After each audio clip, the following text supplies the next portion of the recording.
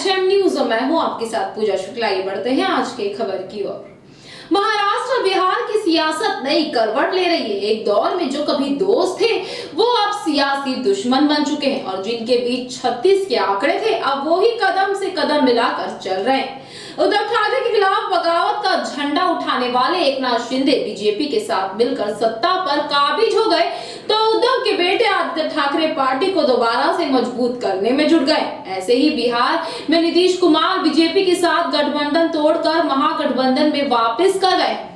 RJD नेता तेजस्वी यादव बिहार के deputy CM बन गए और बीजेपी अब विपक्ष में है। महाराष्ट्र और बिहार के राजनीतिक परिवर्तन के बाद शिवसेना नेता आदित्य ठाकरे बुधवार को आरजेडी नेता और बिहार के डिप्टी सीएम तेजस्वी यादव से मुलाकात करेंगे। दो युवा नेताओं की मुलाकात महाराष्ट्र ही नहीं बल्कि ठाकरे परिवार की बदली हुई राजनीति का संकेत दे रही है। वहीं बिहार में महागठबंधन विपक्षी दलों को साथ लेकर बीजेपी के खिलाफ जबरदस्त तरीके से चक्रव्यूह रच रहा।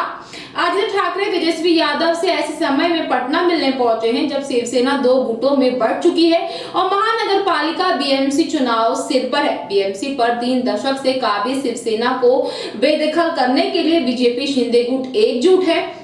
इस तरह बीएमसी पर अपने सियासी वर्चस्व को बनाए रखने की उद्धव ठाकरे के सामने चुनौती खड़ी हो गई। यही वजह है कि आदित्य ठाकरे अपने करीबी नेताओं की टीम लेकर तेजस्वी यादव से मिलने पटना पहुंचे हैं। तेजस्वी यादव से मुलाकात के सवाल पर शिवसेना नेता आदित्य ठाकरे ने मुंबई एयरपोर्ट पर पत्रकारों से बातचीत करते हुए कहा कि यह एक ही उम्र के दो नेताओं के बीच की मुलाकात है।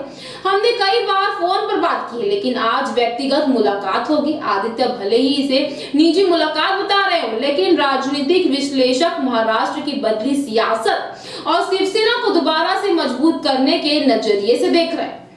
महाराष्ट्र में सत्ता गंवाने के बाद आदित्य ठाकरे सक्रिय हैं और अलग अलग नेताओं से मुलाकात कर रहे हैं। आदित्य ठाकरे ने महाराष्ट्र में कांग्रेस की भारत जोड़ो यात्रा में शामिल हुए थे और राहुल गांधी के साथ पैदल चले थे। अब बिहार में तेजस्वी यादव से मिलने के लिए आदित्य ठाकरे अपने करीबी नेता अनिल देसाई और प्रियंका चतुर्वेदी के साथ पटना पहुंचे हैं। माना जा रहा है कि दो युवा नेताओं की मुलाकात भविष्य की सियासत को लेकर है जिसे महाराष्ट्र के होने वाले बीएमसी के चुनाव से लेकर 2024 के लोकसभा चुनाव से जोड़कर देखा जा रहा है। मुंबई में उत्तर भारतीय मतदाताओं की संख्या करीब 50 लाख है। बीएमसी चुनाव में उत्तर भारतीय मतदाताओं का झुकाव जिस पार्टी की तरफ होगा उसकी जीत पक्की है।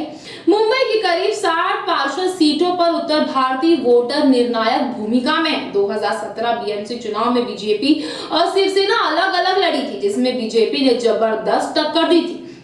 उत्तर भारतीय मतदाता कांग्रेस बीजेपी और शिवसेना के बीच बढ़ गए थे। इसके चलते शिवसेना बीएमसी में बहुमत के आंकड़े से पीछे रह गई थी। शिवसेना का बीएमसी की सत्ता में लंबे समय से काबिज रहने के पीछे एक बड़ी वजह उत्तर भारतीय मतदाताओं का उनके साथ जुड़े रहना भी है। लेकिन बीजेपी के अलग होने और शिवसेना का विभाजन के बाद उद्धव ठाकरे के लिए चुनौती खड़ी हो गई है। ऐसे में शिवसेना इस बात को समझ चुकी है कि बीएमसी को बचाए रखना है तो उत्तर भारतीय मतदाताओं पर पकड़ को बनाए रखना होगा जिसके लिए आदित्य ठाकरे मुंबई से चलकर पटना पहुंच चुके हैं। तो ये थी आज की खबर। इस तरह की और खबरों में बने रहने के लिए देखते रहिए एचएम न्यूज।